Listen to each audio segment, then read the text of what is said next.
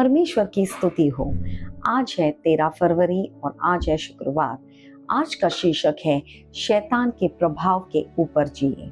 हम पढ़ेंगे लूका 22:3 में से ये कहता है, जब शैतान यहूदा में समाया जो इस्करियोती कहलाता और 12 चेलों में से गिना जाता था। पास्टर क्रिस हमें बताते हैं, यहूदा इस्करियोती प्रभु यीशु के 12 चेलों में से एक था। वह गुरु के साथ चलता था और उनकी शिक्षाएं सुनता था और उनके चमत्कारों का गवाह था। फिर भी यहूदा में एक कमजोरी थी। उसे वह लेने पसंद था जो उसका नहीं था, और इसी ने शैतान के लिए उसके हृदय पर अधिकार करने का द्वार खोल दिया। बाइबल बताती है कि यहूदा यीशु के सेवकाई का कोषाध्यक्ष था और अक्सर थैले में से पैसे चुराया करता था।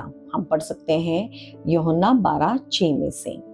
उसने यह एहसास नहीं हुआ कि शैतान एक व्यक्ति की कमजोरियों का शोषण करता है, उन्हें पापों को उन्हें नियंत्रित करने और उन्हें नष्ट करने के लिए इस्तेमाल करता है, जिसे वह प्रेम करता है। यहूदा सोचता था कि वह चतुर है, लेकिन वास्तव में उसे अपने पतन की ओर ले जाया जा रहा था। शास्त्र बताते हैं कि वह यहूदियों के नेता के पास गया और गुरु को एक दवाने का प्रस्ताव रखा। जब वह सैनिकों को यीशु के पास ले गया और एक चुंबन के साथ उसे धोखा दिया, यीशु ने उसकी ओर देखा और कहा, यीशु ने उससे कहा, हे यहूदा, क्या तू चुम्मा लेकर मनुष्य के पुत्र को पकड़ाया है? हम पढ़ेंगे लूका 22:48 में। तब भी यहूदा की कोई पछतावा नहीं हुआ, जब तक कि उसने यीशु को मृत्यु दंड पाते हुए नहीं देखा। तब तक उसने जो किया था उसे भयावहता का एहसास नहीं हुआ।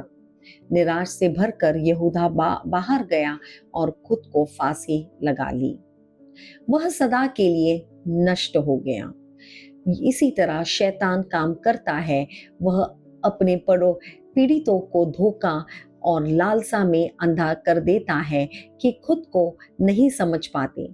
वह उन्हें ऐसा काम करने की प्रेरित करता है जिनकी वह व्याख्या नहीं कर सकते, और ऐसे निर्णय लेने को मजबूर करता है जिन्हें वह पलट नहीं सकते। आगे पढ़ते हैं हम।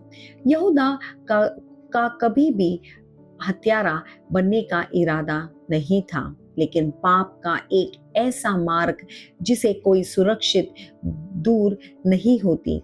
इसके बारे में सोचे कि कितने लोग आज यहूदा की तरह लालच, क्रोध और वासना में भटकाए जा रहे हैं। कई हत्यारों, लुटेरों और हिंसक पुरुष के परिवार, माता पिता या बच्चे हैं जिन्हें वे प्रेम करते हैं, फिर भी वे अकल्पनीय काम कर बैठते हैं और बाद में खुद से पूछते हैं, मैंने ऐसा क्यों किया? लोग अदृश्य प्रभाव में संचालित हो सकते हैं जब वे गलत इच्छाओं के सामने झुकते हैं। इसलिए अपने हृदय की रखवाली करना बहुत महत्वपूर्ण है।